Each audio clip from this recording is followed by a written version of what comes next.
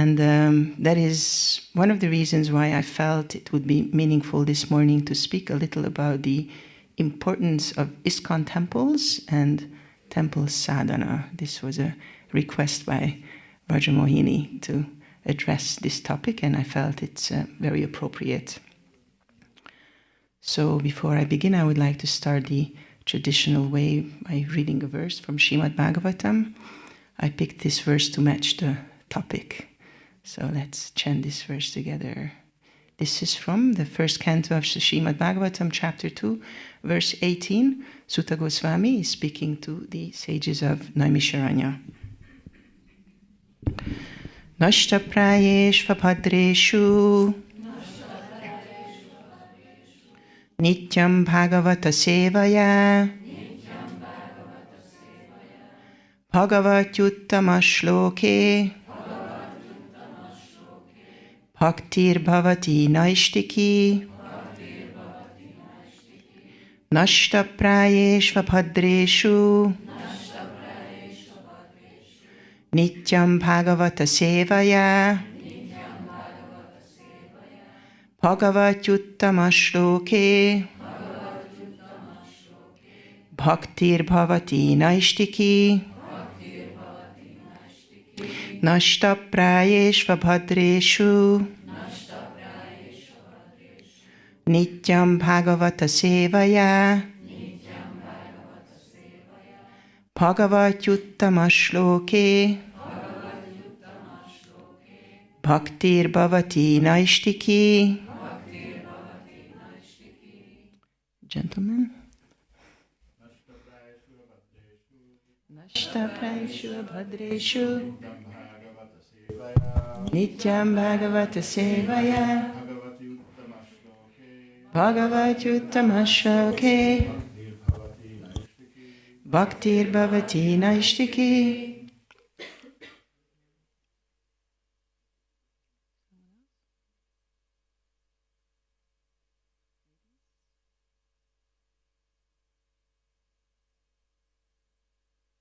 Prayeshu Bhadreshu Nityam Bhagavata Sevaya Bhagavatyuttama Shloke Bhaktir Bhavati Naishtiki. Nashta, destroyed. Prayeshu, almost to nil. Abhadreshu, all that is inauspicious. Nityam, regularly. Bhagavata, Shrimad-Bhagavatam, or the pure devotee. Sevaya, by serving. Bhagavati, unto the personality of Godhead. Uttama, transcendental. Shloke, prayers. Bhakti, loving service. Bhavati, comes into being. Naishtiki, irrevocable. Translation by Srila Prabhupada. By regular attendance in classes on the Bhagavatam and by rendering of service to the pure devotee, all that is troublesome to the heart is almost completely destroyed, and loving service unto the personality of Godhead, who is praised with transcendental songs, is established as an irrevocable fact. Please repeat. By regular attendance in classes on the Bhagavatam and by rendering of service to the pure devotee,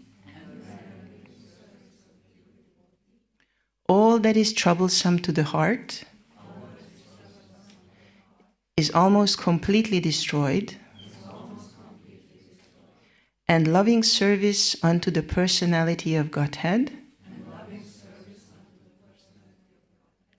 who is praised with transcendental songs, is established as an irrevocable fact.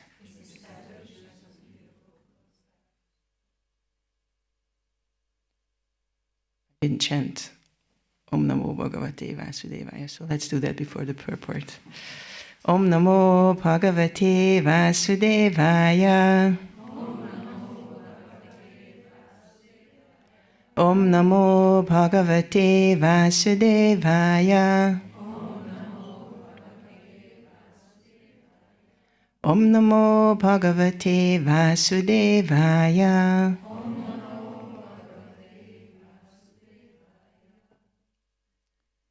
So, purport by Srila Prabhupada. I'm only going to read a section of the purport because after a while Prabhupada takes the topic in another direction. So, this is the beginning of the purport. Here is the remedy for eliminating all inauspicious things within the heart, which are considered to be obstacles in the path of self-realization. The remedy is the association of the Bhagavatas. There are two types of Bhagavatas, namely the book Bhagavata and the devotee Bhagavata. Both the Bhagavatas are competent remedies, and both of them, or either of them, can be good enough to eliminate the obstacles. A devotee Bhagavata is as good as the book Bhagavata, because the devotee Bhagavata leads his life in terms of the book Bhagavata. And the book Bhagavata is full of information about the personality of Godhead and his pure devotees, who are also Bhagavatas. Bhagavata book and person are identical. Om Jnanati Mirandasya Jnananjana Shalakaya Chakshurun Miritam Yena Tasmai Shri Gurave Namaha.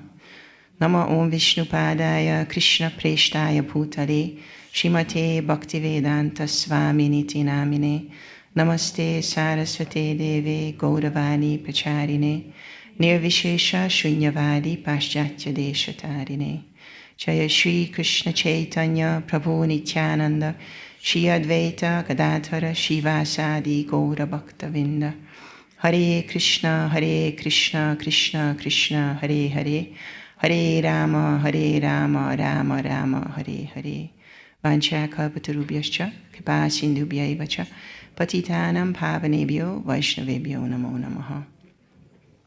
Nashta prayeshva padreshu nityam bhagavata sevaya bhagavat uttama shloke bhaktir bhavati naishtiki. By regular attendance in classes on the Bhagavatam and by rendering of service to the pure devotee, all that is troublesome to the heart is almost completely destroyed, and loving service unto the personality of Godhead, who is praised with transcendental songs, is established as an irrevocable fact. So in every area of life, when we want to achieve something, there is a certain path that leads to it. There are certain habits, certain choices, and ways of living and thinking that gradually brings us closer to that particular goal. If someone wants to become a brilliant musician, then there is a discipline to follow to get there. If someone wants to get an Olympic medal in a certain sport, then there is a certain practice and way of life that will help someone achieve that. So any goal we have, there's always a corresponding practice. They have to match. In the Sanskrit textual tradition, this relationship may be expressed with two words. One is sadhya and the other is sadhana. So sadhya means the goal, which is to be attained, and sadhana is the means, the discipline practice by which one moves towards that goal. Sanatana Goswami phrases this as siddhasya lakshanam yatsyat sadhanam sadhakasya tat. So the goal and the means need to match. So if we want to understand temple life and why Srila Prabhupada established temples for our international society, we first have to ask, what is the goal toward which life is meant to lead? So from the perspective of the Sanskrit wisdom literature and what we call scripture and shastra, the ultimate goal of life is not merely material comfort, social success, or even intellectual refinement. All these things have their place in life, but they are not the final fulfillment of the self. The deeper goal is self-realization, growing in understanding of ourselves, and God realization, ultimately developing a loving relationship with the Supreme Lord. And if that is the goal, then the path must address whatever prevents us from perceiving that reality very clearly. It must gradually purify the heart of selfish and distorting tendencies. It must steady the mind that otherwise is restless and scattered. And it's about a reorientation of one's life towards the divine. And this is where this Bhagavatam verse becomes so meaningful, because it shows that spiritual life matures through regular hearing, regular service, and a steady contact with sacred reality. It tells us that what is troubling or impure within the heart is gradually removed, and that devotion then becomes established. So this verse does not only describe a result, it also points to a way of life. And that is one of the deepest reasons why temples are so important. A temple is meant to support this kind of transformation. It provides a setting in which hearing, service, remembrance, worship of the Lord, and spiritual association become part of a structure of daily life, rather than just something occasional. So this morning I would like to reflect on three closely connected questions. What is the ultimate?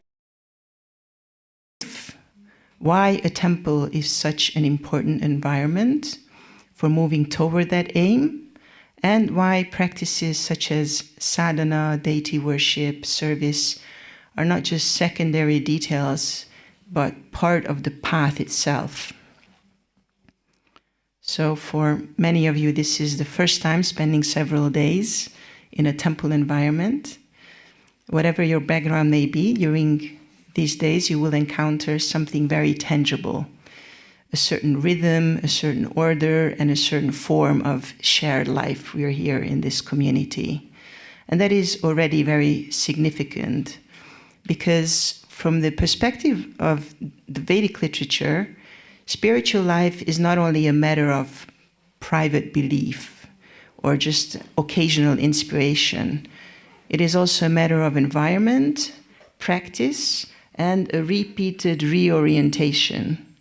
So our issue is that we are Bhagavata Vimukata. We have turned away from the Supreme Lord, and the path is to make us Bhagavata Unmukata, so we turn towards the Supreme.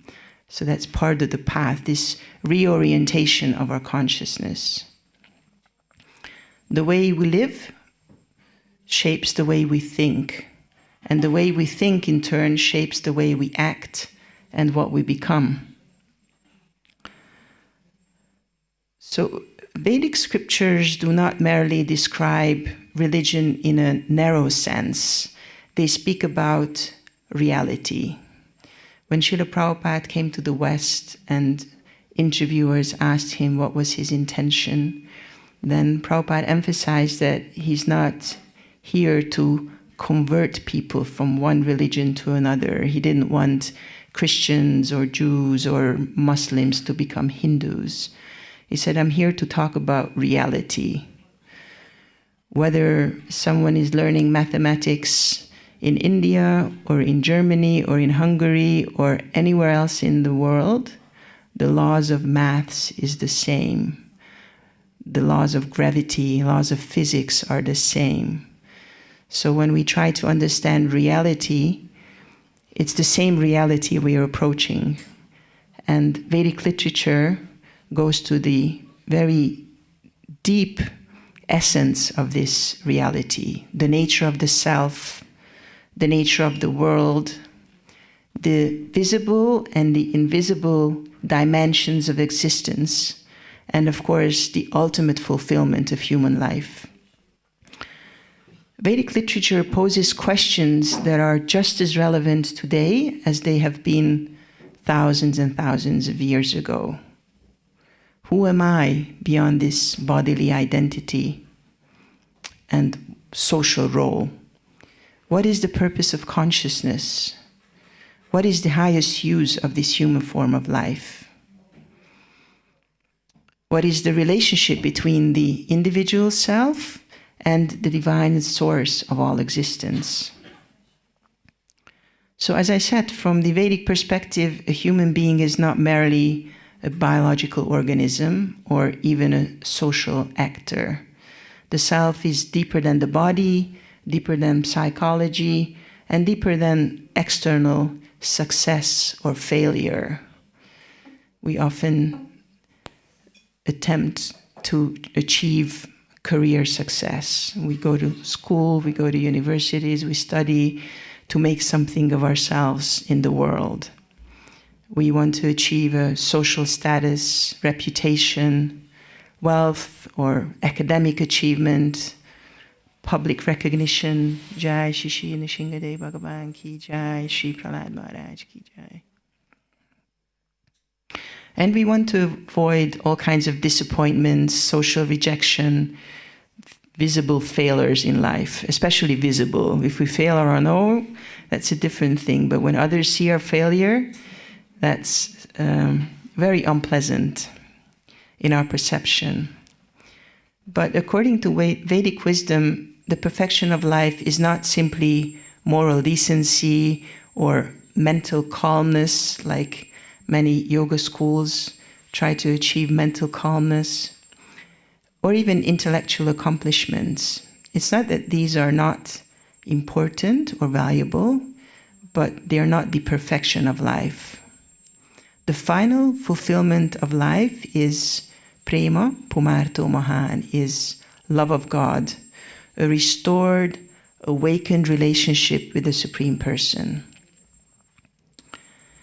If we accept that this is the goal, if we take that seriously, the next question that naturally arises is, what kind of life actually helps us move in that direction, that we can achieve this goal? So we know that Srila Prabhupada was a wonderful proponent of Vedic knowledge, and he was the person who brought all this knowledge to the West and made it accessible to all of us. He translated this wisdom that was hidden in the Sanskrit literature and made it available in English, and then it was translated into so many other languages so that we have access to this knowledge. And he didn't just give us books which contain philosophy. He also founded a society which we call the International Society for Krishna Consciousness. And he founded this society very early in his Western life. When Prabhupada came to the West in 1965. He founded ISKCON in 1966. He only had a couple of followers in New York, but he was thinking in huge scales. He was an elderly gentleman, but with huge plans for the world. And he called this society international, although it was just in New York with a few people, but he already saw that he wanted this to reach every segment of the world because he saw so much value in these teachings. He felt that these teachings are the solution to all the suffering of humanity. So when he founded ISKCON, he also established its purposes. Most ISKCON members are fairly aware of the 7 purposes of ISKCON. Who has heard of the 7 purposes of ISKCON? Okay, not that many. Just a few days before that document, Prabhupada wrote another document which was 14 points or purposes, which he then later kind of merged into the 7. But one of them was to establish communities where like-minded people can come together and follow the path together to achieve a common goal. So Prabhupada's answer was not only philosophical, it was practical, concrete, and community-based. He used to say that when you have one stick, it's very easily to break it, but if you have a bunch of sticks together, then it's very difficult to break that. So the power of the material energy to kind of put us to sleep, that it's okay here, it's nice here, and we can be happy here, is very strong. So to wake up from this illusion, it's good to stick together with people who also want to wake up from this illusion. So when we hang together, when we stick together, then we are like this bunch of sticks that are very difficult to break. So Prabhupada didn't just want us to read something and think something and believe something. He wanted to create an environment in which remembrance of Krishna becomes natural, regular, and a collective part of everyday life. And that environment includes the temple, the community, the sadhana, deity worship, shared study of scripture, service, the festival culture Srila Prabhupada introduced. We're just heading towards Narasimha Chaturdashi. And of course, regulated life. So this is one of the reasons why Srila Prabhupada founded temples. He did not simply wanted to inspire individuals. He wanted to create a setting in which inspiration could lead to a stable practice. As we agreed, there has to be a stable practice to achieve any goal. So Prabhupada understood that a tradition cannot be preserved simply by private enthusiasm. It needs a place, it needs rhythm, it needs standards, examples, and a community. So all this together becomes a living culture. So when someone enters an ISKCON temple, it is easy to think that it's a religious center, a place where believers come together to worship. But in Srila Prabhupada's vision, a temple is much more. It is a space that helps a person live in a way so that the direction of one's life gradually comes in harmony with one's deepest spiritual goal. So in that sense, the temple is kind of a spiritual ecosystem. It is a place of worship, but not only that, it is also a place of education, a place of discipline, a place of service, culture, and all this together leads to it being a place of transformation. It is a place where philosophy is not left at the abstract level, but translated into time, space, food, relationships, habits, and values. So this is why the purposes of ISKCON are so important. I'm not going to go through them in detail, but they can be understood in 3 broad clusters. The first is knowledge. Prabhupada wanted systematic spiritual education, and this is also the reason why in Hungary we started Bhaktivedanta College. It's a place of systematic spiritual education. He wanted people to study these texts, to understand reality properly, and to be free of the confusion about the purpose of life. If we look around the world, so many people are so depressed, not understanding what's the purpose of life. The world has become extremely confusing, especially in the modern days. And Prabhupada brought us this ancient knowledge that highlights what's the purpose of human life. And then the second set of purposes is around practice. This includes chanting, or japa meditation, or chanting in kirtan. It includes deity worship. It includes disciplined, regulated sadhana. So in other words, the truth of scripture is not just meant to be read and discussed, it's meant to reshape the heart. And the third is community and culture that Prabhupada brought us. Prabhupada wanted sacred places like temples, communities, festivals, as I've said, and then an entire God-centered life, a God-centered culture that would support us growing in this path and reaching the ultimate goal of this deep, loving relationship with the Supreme Lord. And one of the central features of temple life is the deity. In the Constitution of Association, this text that Prabhupada wrote, where there are 14 points, one of them says that one of the purposes of ISKCON is to install, wherever it is possible, the worship and temple of Radha Krishna and that of Shri Chaitanya, and to give facility to everyone to become trained in the modes of archana, deity worship, and preparatory principles of devotional service. So Srila Prabhupada really wanted established temples, and he really wanted deity worship in temples.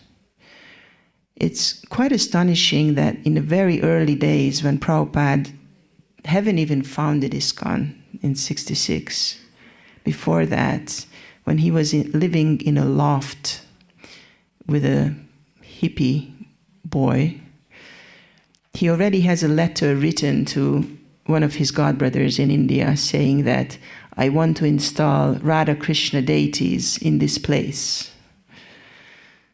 Radha Krishna deities. So if we know something about deity worship, we know that there are different levels of worship. Worship of Gaur-Nitai is practically for anyone and everyone. There are not many rules. Gaur-Nitai is very, very merciful. The level of worship of Radha Krishna is a very high level of worship. Second initiated devotees do that, brahmanas, and there are so many rules and regulations of the worship, and it's so complex, and there's so much demand for that. But very early, Prabhupada already wanted to introduce Radha Krishna worship, because when we have a deity in the temple, and we serve that deity, and we worship that deity, then it's a very deep samskara, an impression in the mind about the goal of life, that I want to develop this relationship with the Supreme Lord. So Prabhupada felt that deity worship is so essential to achieve this goal that he established deities in different temples. So the presence of a deity makes God very concrete for the practitioner. It creates the possibility of already practicing this relationship with the divine. So there are rituals, offerings, prayers, and practical service through which a devotee can express their devotion directly. And at the same time, these practices purify the heart of all the unfavorable things or unfavorable tendencies that helps us rediscover and practice our eternal identity as Krishna's servants, while also developing attachment to him. So this temple is especially special in a certain way, because Gaudiya Vaishnavas generally daily worship Gaur-Nitai, Radha Krishna, and Jagannath. Jagannath, Baladev, Subhadra Devi. Jagannath is also a form of Krishna. Our focus, due to the teachings of Lord Chaitanya, is very specific, because even if we want to understand the Supreme Lord, we know that there are many forms of the Supreme. So this belief system, that's according to Vedic literature, it's called polymorph monotheism. It's a monotheistic religion. There is one Supreme Person, but it's polymorph. It has many forms. And these different forms represent different moods of the Lord. And the most sweet and most wonderful and the fullest form of the Supreme Lord is that of Shri Krishna, who plays the flute in Vrindavan, surrounded by his loving associates. But he has many different forms, and here on the altar we have Lord Nrsimhadev together with his beloved devotee Prahlad Maharaj, and we have heard about them by now quite extensively. So here, because the different forms of the Lord represent different moods, like we have the Purusha avatars who are responsible for creation. We're all aware of the Super Soul who is there in the heart, who is the witness of all our activities, and who is the person who allows us to do certain things according to our past activities. So he's controlling our karma. And then there are other forms of the Lord who have different moods, and the main mood of Nrsimhadev is the emphasis is on divine protection, that the Lord always protects his devotee and removes all obstacles. So it's a very powerful form of mercy. Sometimes we think that Narasimhadev is very fierce because he ripped apart Hiranyakashipu, and he's scary because he also rips apart material desires. And sometimes we're afraid to let go of these material attachments and material desires. But it's important to understand, and eventually, once we try to connect with him, we will feel his extremely merciful nature, merciful mood towards everyone who wants to progress on the path of devotion. But our prayers to Narasimhadev aren't solely for the protection of our physical body or even our path in Krishna consciousness, but we would like him to remove obstacles on our path to loving Radha and Krishna in Vrindavan Dham. And this mood is deeply reflected in a prayer by Srila Bhaktivinoda Thakur. He has a very beautiful series of 5 prayers to Narasimhadev, which are very relevant in this connection, because their mood isn't merely, please protect me from external danger. Their mood is much deeper. They ask for purification of the heart, removal of inner obstacles, freedom from fear, and the possibility of pure bhajan or pure practice of devotional life. So I'm just going to read the first verse of this series of 5 verses so that you understand what's the mood of Bhaktivinoda Thakur, how he relates to Lord Narasimhadev. So he says, "Within my sinful heart dwell the 6 enemies, headed by lust, along with hypocrisy, the desire for fame, and deceitfulness. At the lotus feet of Lord Narasimha, I place my hope, praying that he may mercifully purify my heart and bless me with the desire to serve Lord Krishna."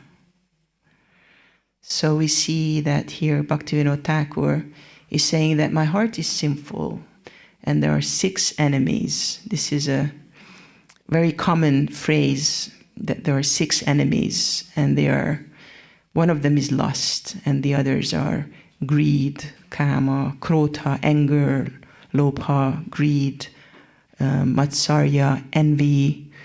So these are things that are degrading our consciousness, that are binding us to material desires. So here, Bhaktivinoda Thakur is praying to Narasimhadev to remove these, and then there are these more subtle things to be removed: hypocrisy, the desire for fame, or deceitfulness. And then, interestingly, he's praying to one form of God to become attached to another form of God. God is God. So we, in this beautiful prayer in the beginning of Gita Govinda, we call Dashavatara Stotra. We say Jaya Jagadisha Hare. That's the refrain of it goes through the 10 main incarnations, and then the refrain is Jaya Jagadisha Hare. So every incarnation is Isha, a form of the Lord, the same Supreme Lord, the same person, Krishna, in different moods. So this is a wonderful mood of Lord Krishna. But when we look at Narasimhadev, we know that it's actually the exact same person who sometimes plays the flute and has a different form, has a beautiful cloud blue color, and wears a golden dhoti, and has a peacock feather on his head. And that's the ultimate goal Gaudiya Vaishnavas would like to achieve. So Narasimhadev is not separate from this ultimate goal. He helps clear the path to it.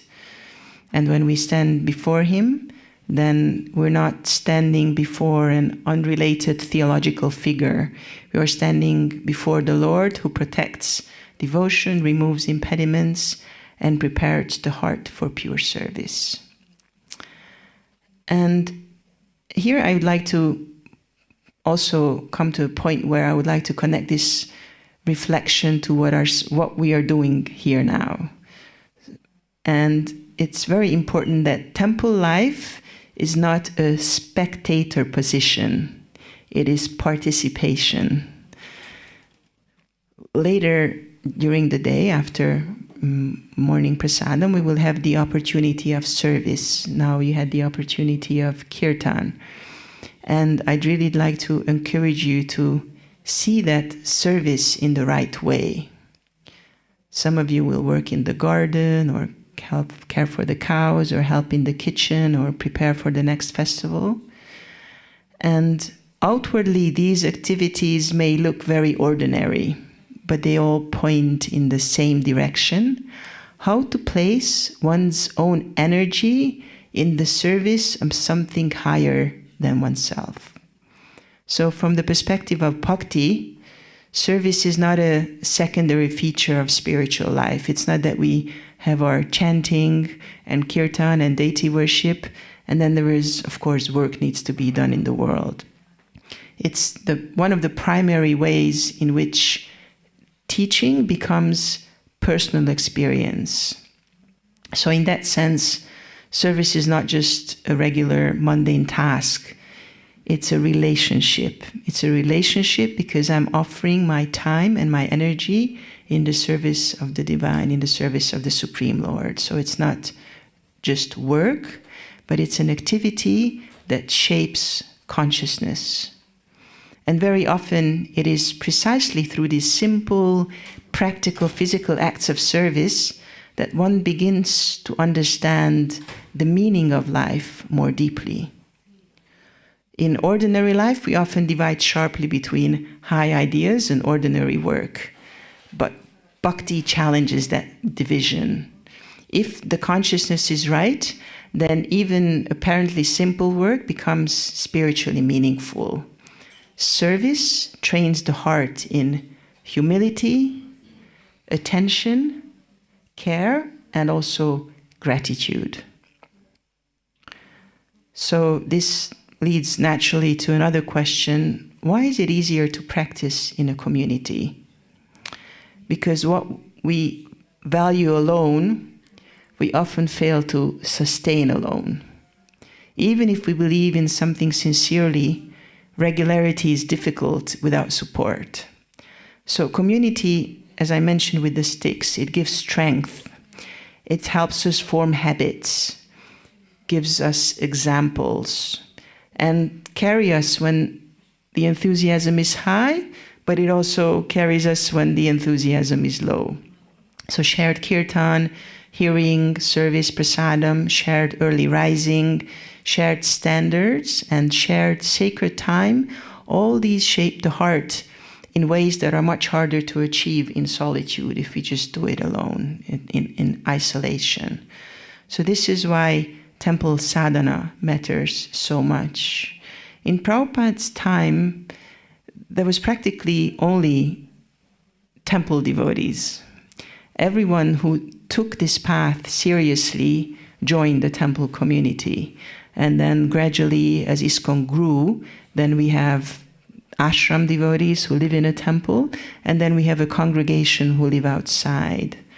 But it's always recommended to have some kind of experience of temple life, some time spent in an ashram, so that we get used to that kind of regulation, and that regulation then can carried to our home life, which we can maintain with our family, to have the same structure, the same rising early, chanting, listening to scripture, which is a very important foundation of our day.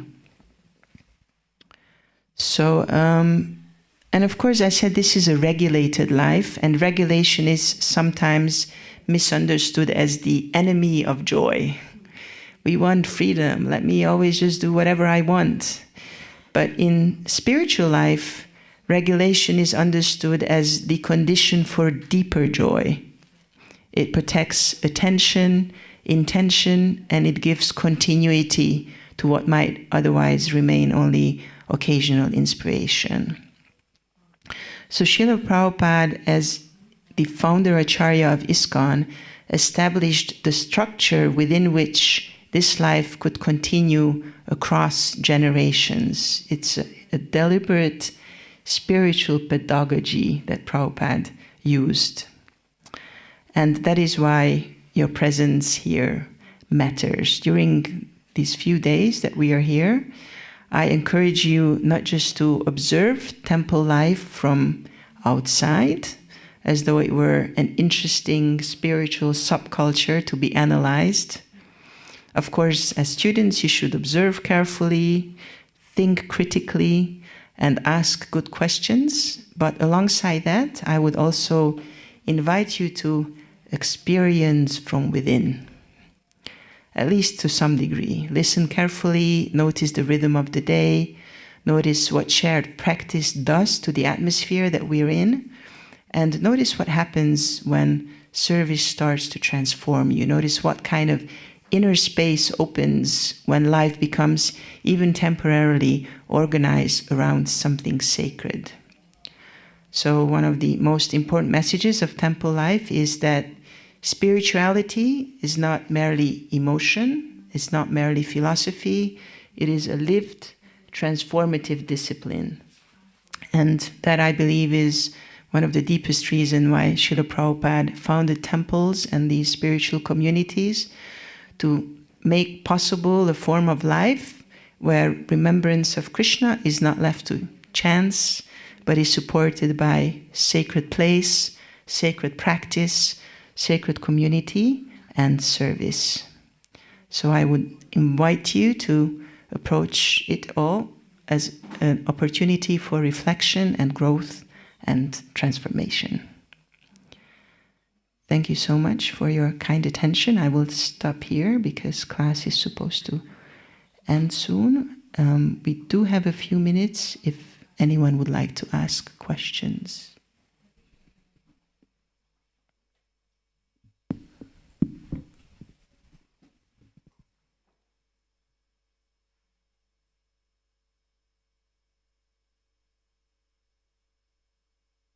Yes. Hare Krishna. Sorry, I'll just make it lower.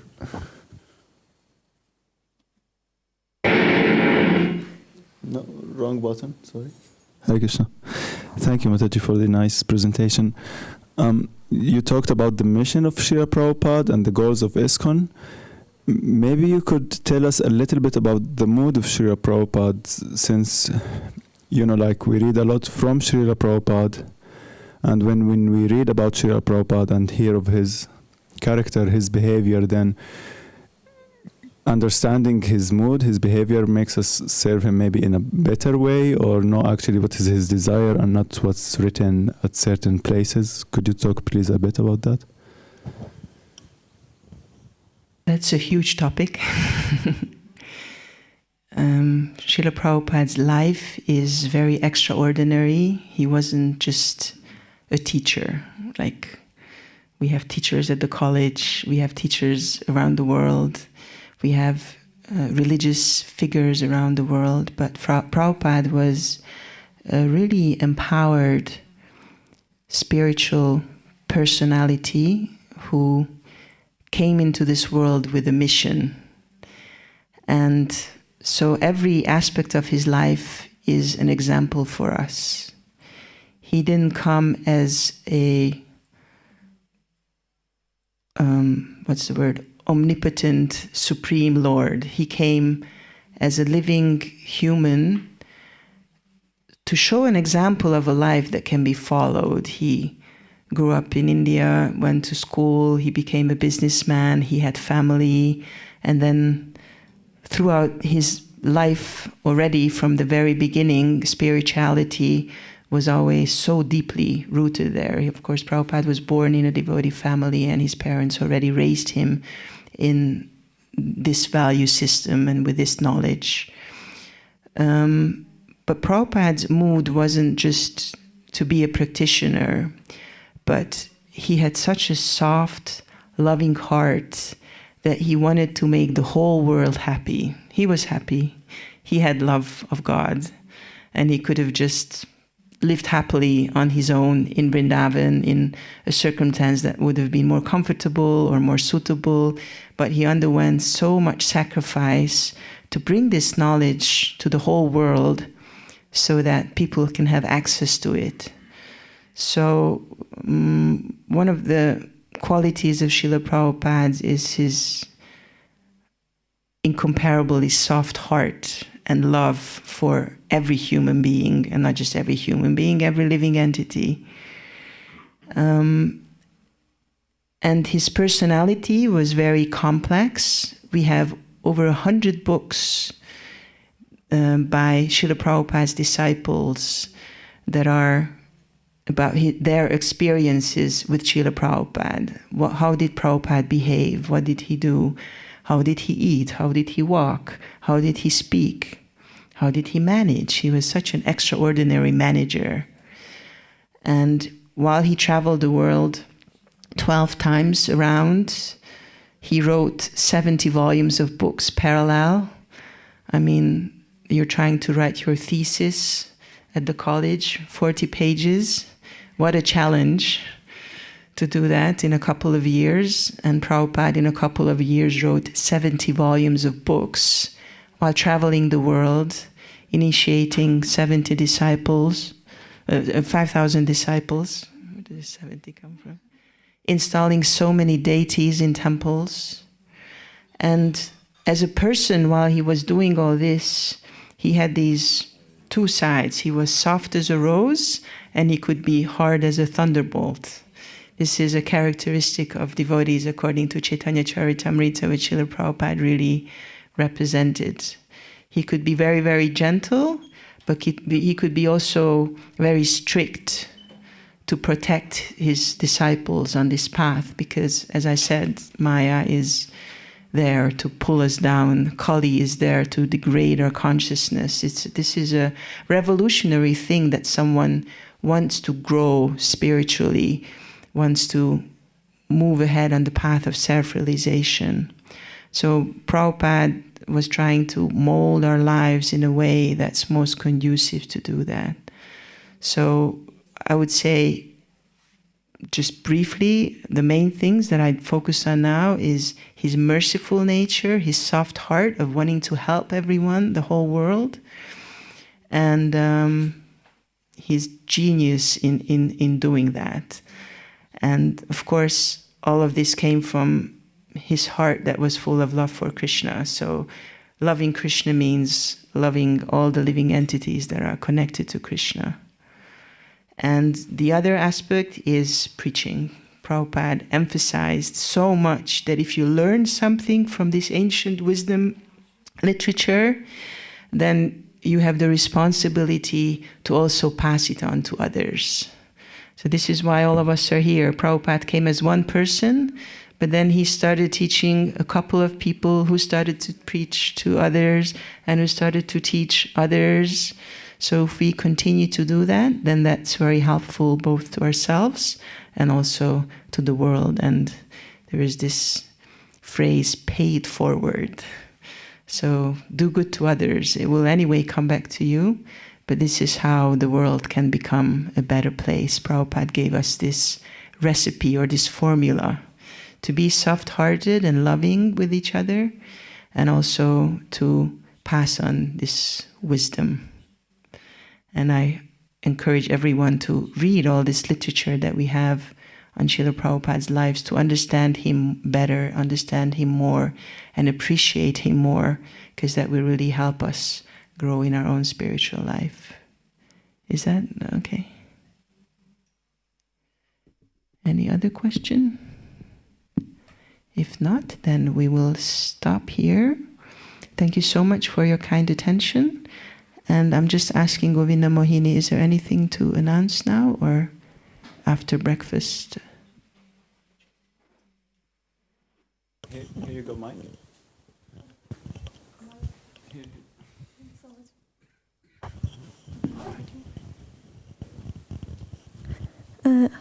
Could you translate, please? Yes. Manjari, Mataji. Hare Krishna. Is translating. Oh, yes, I'm sorry. And now at 9 o'clock we will have breakfast, and after that until 12 we will have free time, because many of us came to the morning program, and maybe they will want some rest. And at 12 o'clock everyone will start their services, and we will let everyone know about their services during breakfast time, so everyone will learn, and everyone will already know where to be at 12 when you go on the free time. So that's all for now, and for rest of the schedule, after service we will have lunch, and after lunch we will meet with Ramananda Gopal Prabhu, whom you saw on the altar very early in the morning today, for a short chat with him. And then after that we will go on a nature walk, and we will conclude the day with a pizza party. So that's the day's plan. Hare Krishna. Thank you so much. Grantaraj Shrimad-Bhagavatam ki jai, Srila Prabhupada ki jai, Shri Nishingadev Bhagavan ki jai, Shri Prahlad Maharaj ki jai, Shri Radha Shyama Sundar ki jai, Nitai Gaur Premanande.